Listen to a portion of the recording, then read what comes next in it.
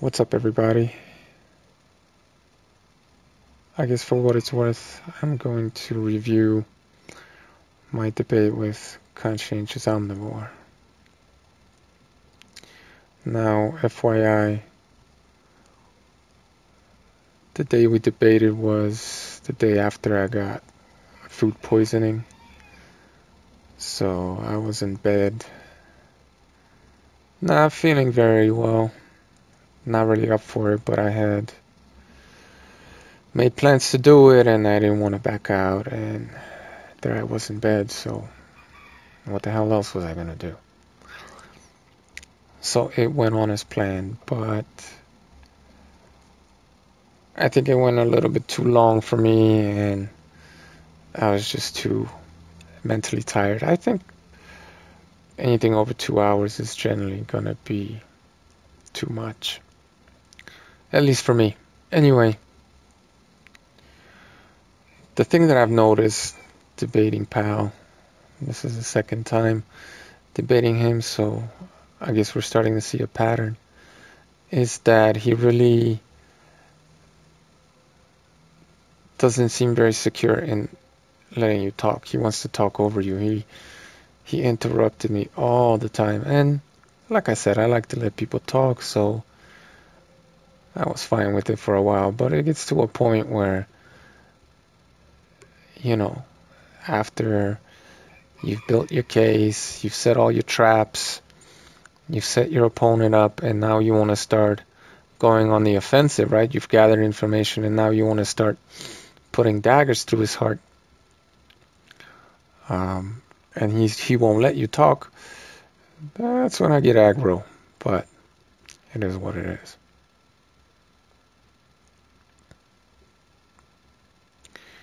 Anyway, I don't have an outline. This is going to be kind of all over the place, and I'm going all off memory, obviously, so take it for what it's worth. But one of my goals in the debate was to get him to admit that he's a speciesist, because all vegans are. Everybody is, right? Unless you're mentally ill. So I accomplished that fairly quickly, as I remember, which I thought would have taken the speciesism argument for him off the table, but he still very dishonestly tried to, or maybe he just doesn't get certain things, I don't know. He tried to sneak it in later on in the debate, and I should have just said, look, I should have just called him out on it. I used another mechanism to debunk it, but because it's so easy. But he was using this argument against me, speciesism, which is nonsense, without using the word speciesism, right? Probably because he was aware of having admitted that he is a speciesist. Now, one of the big points I wanted to drive home, and I think I did a pretty good job, was that he cares for animals more than he does people. Now, because I did also get him to admit that he was a speciesist, that exposed a contradiction in his worldview, right? It's self-refuting to choose animals when it's convenient and then choose people when it's convenient. That's hypocritical. And the reason why he chooses animals, maybe I didn't do the best job of explaining it, but it's kind of hard when you got food poisoning and the kid won't let you talk. The case was basically this. You stick up for animals, you have a whole channel sticking up for animals because they're suffering, right? They're in cages and their freedom's restricted and their life is being taken away from them, essentially, right? And I said, well, I mean, we have millions of people on the planet that are thrown in cages.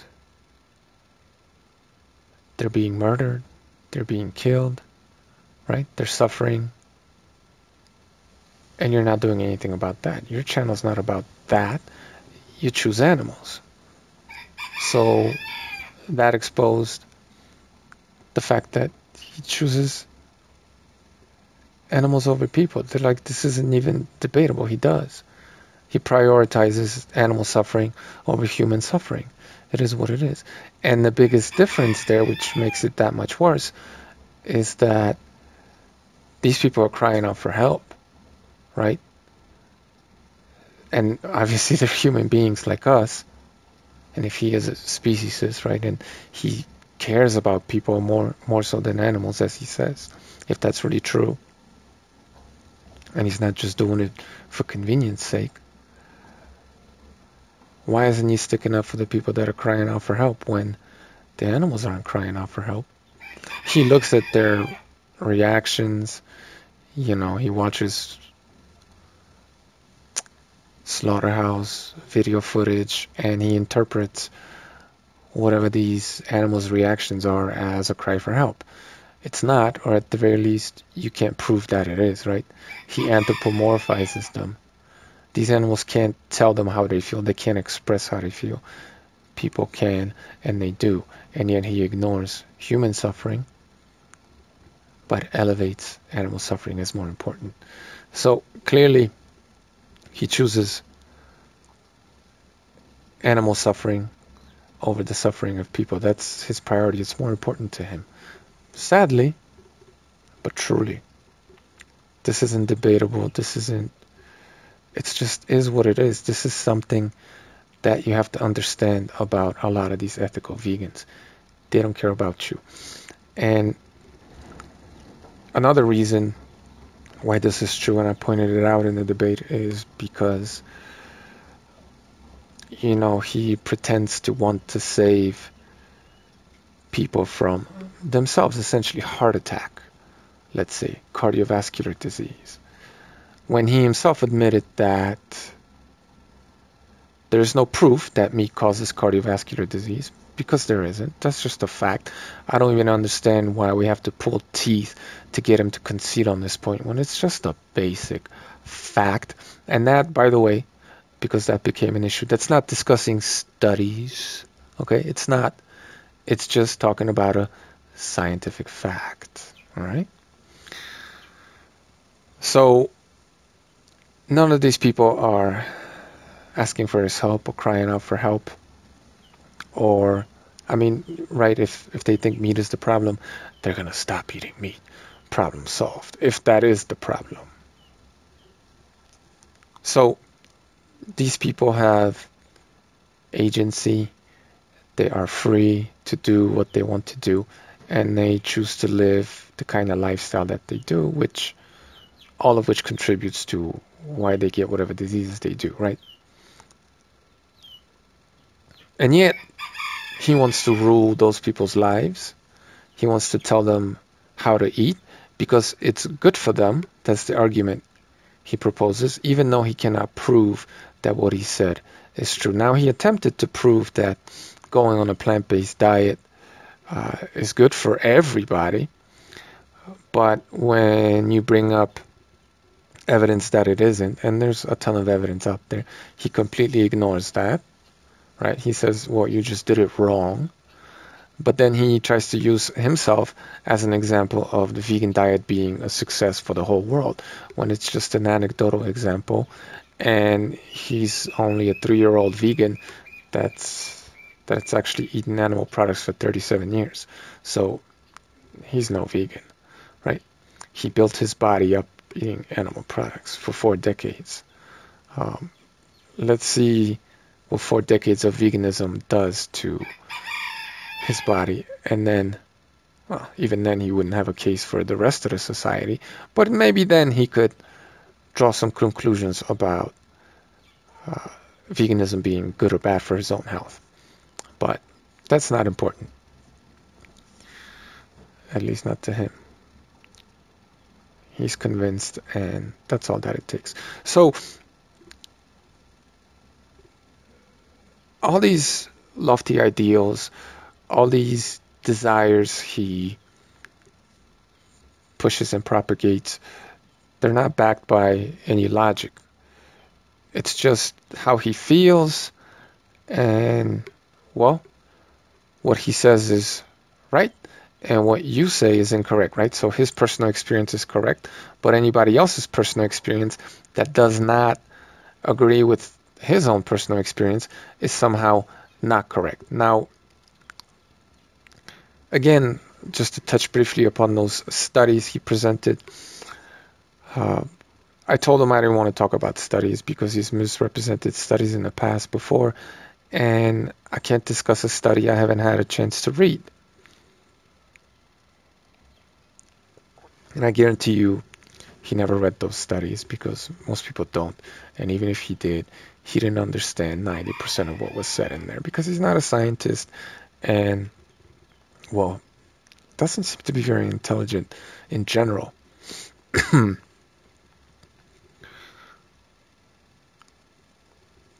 So that one study that he said is proof or evidence. Evidence is not enough, first and foremost, right? And I've asked him in the past that if he must bring a study and he wants to use it as credible evidence, it has to be a randomized trial study, okay? With enough subjects, credible stuff. Or a meta-analysis of a whole bunch of different studies. And I don't remember if I stressed that again. He says I didn't. I'm not watching the debate again in that particular instance. But that's what I asked for of him in the past. Unless he has those studies, I'm not interested in his epidemiological bullshit, okay? Because it took me, I don't know, like half an hour trying to explain causation and correlation to him before, or at the very least get him to admit that he knew what it was. Because as soon as there's a correlation, he seems to think that that's proof, or he pretends that that's the case. It isn't.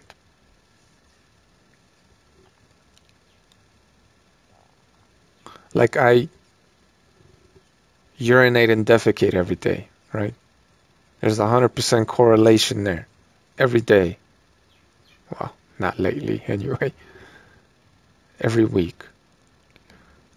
But that doesn't mean I pee because I poop or I poop because I pee, does it? Right. Anyway, so one study he brought wasn't even on a vegan diet. The subjects in the study weren't eating a vegan diet, so it was very dishonest to even bring that. And then there was a whole bunch of other factors that weren't controlled for and other things the subjects were made to do.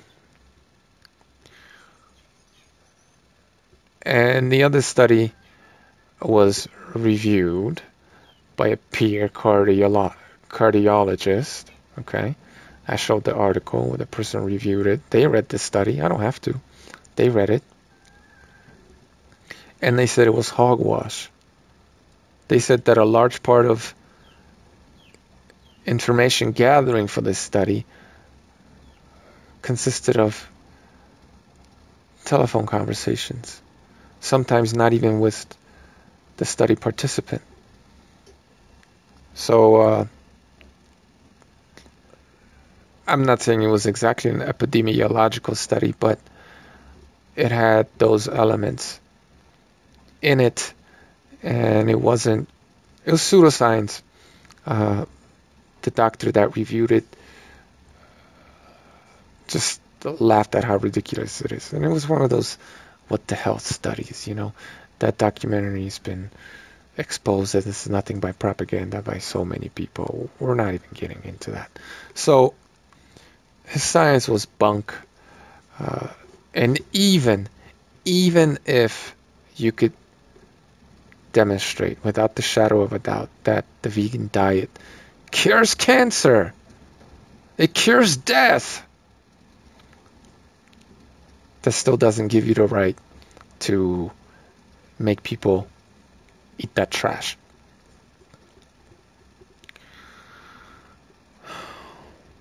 Now, as far as the name the trait discussion goes,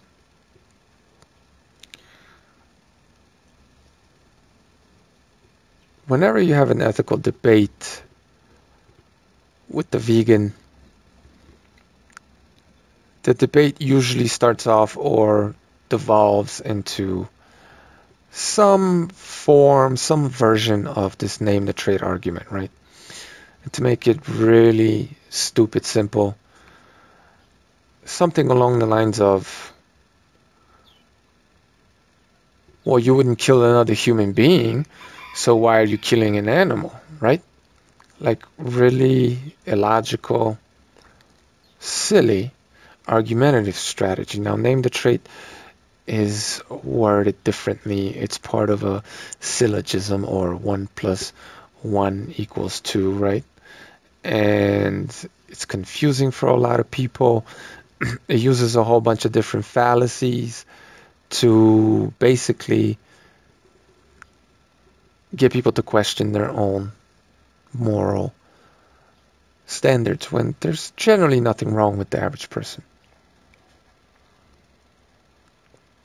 So basically, what is the difference between us and animals that makes it okay to eat animals and not other people?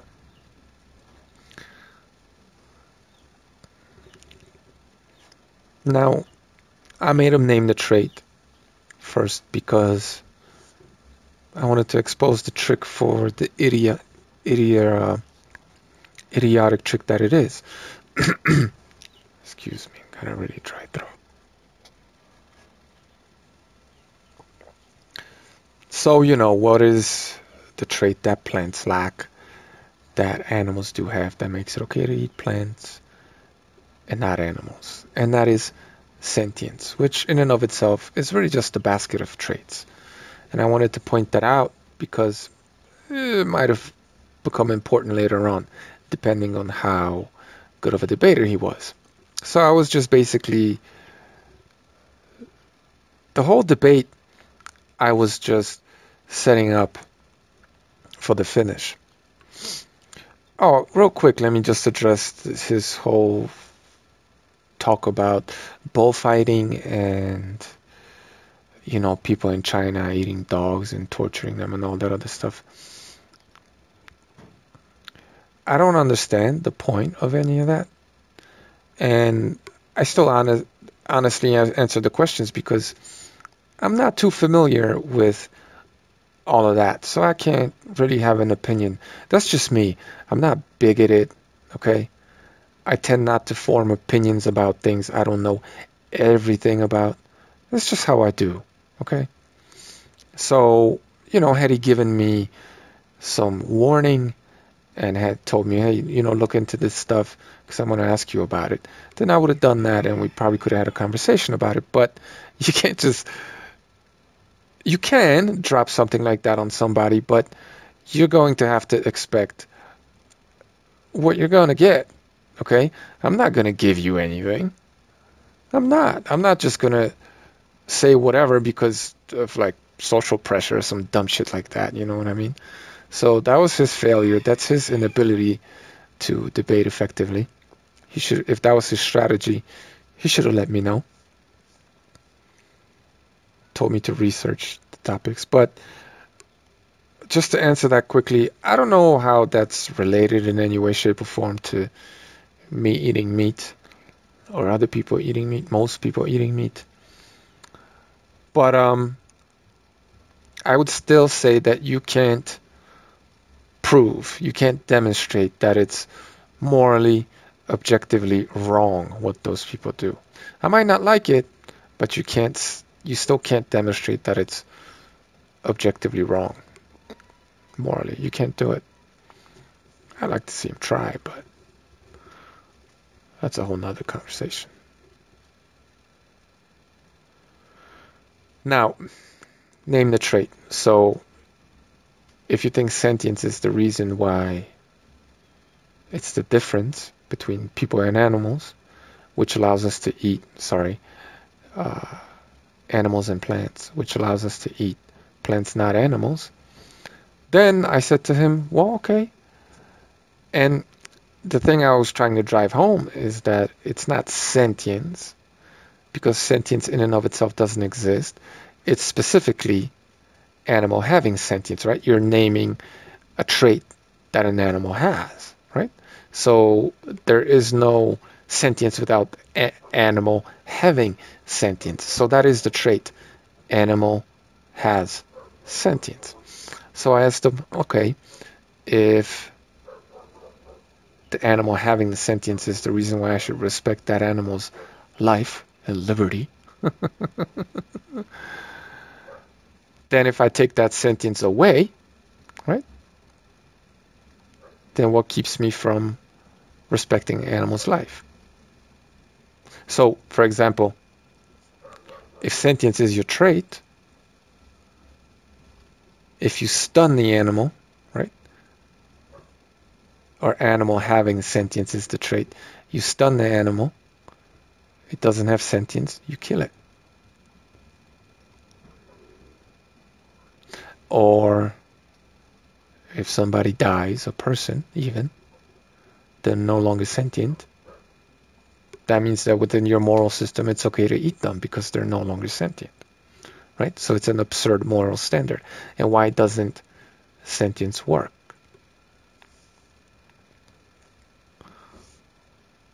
Well, maybe I'll save that for another time. Somebody else wants to debate. I have so many ways to debunk this sentience nonsense. We'll save it for another brave soul. So, again, if the animal having sentience is why I should respect the animal,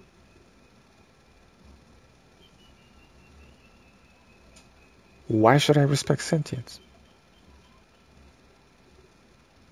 And he said, well, you should respect sentience because I have sentience, right? So you should respect an animal having sentience because I have sentience, which doesn't make any sense. And it sounds like circular reasoning. You should respect animals having sentience because animals have sentience. It just doesn't make any sense. But the second that you actually say sentience is when you engage in circular reasoning. The second you say that, you just engage in circular reasoning. Why? Well, because why did you choose sentience over life? Right? You chose sentience because you seem to, that's got to be the most important thing, right? It has to be more important than everything else. Why else would you choose a trait that's less important than some other trait, right?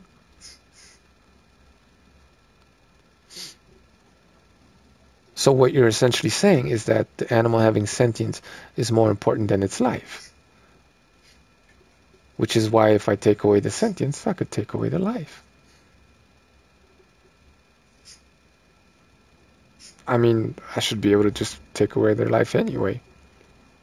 Because you don't seem to think their life is all that important. You think it's the sentience. But anyway, sentience cannot exist without life. And you're saying that life must be preserved because it has sentience, when sentience cannot exist without life in the first place. Okay? Circular reasoning. It doesn't make any sense. And sentience, because name the trait attempts to extend human rights, as if you could ever do such a thing, to animals. How do you extend human rights to non-humans? How do you do that? You can't. The reason why they're human rights is because they're possessed by humans. This is very basic philosophy. This is not difficult at all, guys. But sentience is not the reason why we respect human life. It's not. Because as I said in the conversation, and he agreed, even though he tried to backtrack and act like it's okay to release pedophiles and serial murderers into society and some weird convoluted idea like that, you know, he still admitted that, well, we restrict people's freedom if they commit crime, right? Or they do something else. It's morally okay to do that. And we do that even though they're sentient. So sentience cannot be the trait that guarantees them freedom and a life, their life, the right to life. It cannot be because, well, even he agrees that sentient human beings, their freedom should sometimes be restricted, right? So it doesn't make any sense. Him choosing sentience is once again self-refuting, contradictory. He doesn't actually believe sentience is the reason. He doesn't. And this became very obvious when we touched upon this idea of, he actually brought it up. He just gave it to me on a plate. I don't know why. Of like a brain dead animal, right? Basically just a meat robot that wouldn't have any sentience. He said that that wouldn't be okay. So if we could genetically modify an animal to not have any sentience, he would still not be okay with eating it. So clearly, on 3 different occasions, he admitted that sentience is not the trait, is not the reason why we should respect animal life and not eat animals. So my goal in the whole debate, as I stated in the very beginning, was to show that veganism is incoherent, self-refuting, and that name the trait is just a nonsense trick. And then later I think he started quoting Jeremy Bentham, one of those Illuminati priests, who basically had his own version of name the trait argument, right? Which didn't make any sense at all anyway, because it's just name the trait argument. Jeremy Bentham was basically arguing that a horse, essentially, not exactly, but he was moving toward this idea that a fully grown horse is somehow more valuable or infinitely more intelligent or something along the lines. In some way, shape, or form, it is actually more valuable than a newborn baby, right? That's who these people's heroes are, all right? Understand who you're dealing with. These are not moral individuals. They do not believe the things that they say they do believe, because, as you see, they contradict themselves all the time. Their worldview is self-refuting, incoherent, makes no sense. And when you really put their feet to the fire, what you find out is what they want to do is rule your life. They want to rule the animal's life. And once again, this becomes very clear and this was very telling, I thought, when he was anthropomorphizing my goats, which he knows nothing about. Maybe I'll show you guys a video of how they treat each other if I let them. Some of them. Jesus. But he was anthropomorphizing them, saying that they feel love and all these things, which you can't objectively prove that they do.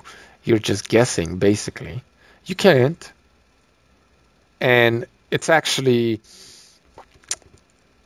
you're actually making a huge leap of faith saying these things. Actually, factually. But he was basically anthropomorphizing these animals, saying how human they are, and he was attributing desires to them, that they want to be free, they want to love each other, they want to run around, and they don't want to be, on my farm, they don't want to be part of this here, so on and so forth, which is absolute nonsense, right? But he was attributing them all these desires to these goats when he has zero indications of any of that. And if you actually listen to me, and I'll show you guys videos one day, the exact opposite is the more likely uh, conclusion here. But he did that when it came to the goat. But then when he has all these sick vegans who are sharing their experiences, communicating in a language that he understands, chronicling what they do, how they do it, and some of them it takes them a decade, right? Um, and they're expressing how veganism is wrong for them, how awful they felt, how they failed, and how meat has cured them, right? They're actually literally expressing these ideas and literally telling him where he shouldn't even be questioning it because there it is, right? Unlike a goat, which cannot communicate any of these things. He takes that and he completely ignores that, and he tells them that they're not as smart as they think they are. They don't know what they're doing, right? He belittles them and uh, tries to hold a higher moral ground over them. He's the more educated one. He knows what's best for them, so on and so forth. Which is also very much the same way he treats animals, right?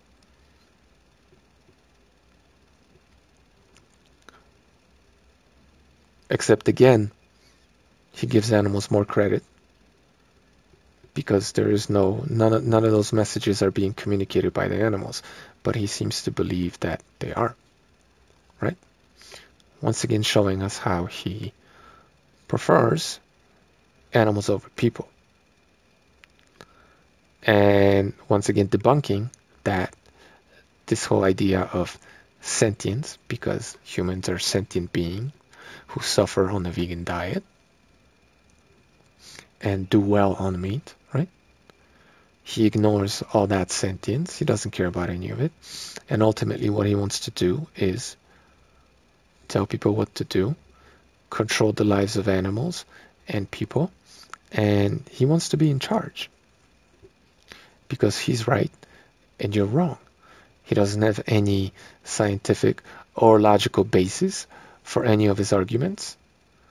It's either his way or the highway. That is your average ethical vegan. And that is my summary of our unfortunate debate. Hope you enjoyed it. Thanks for listening.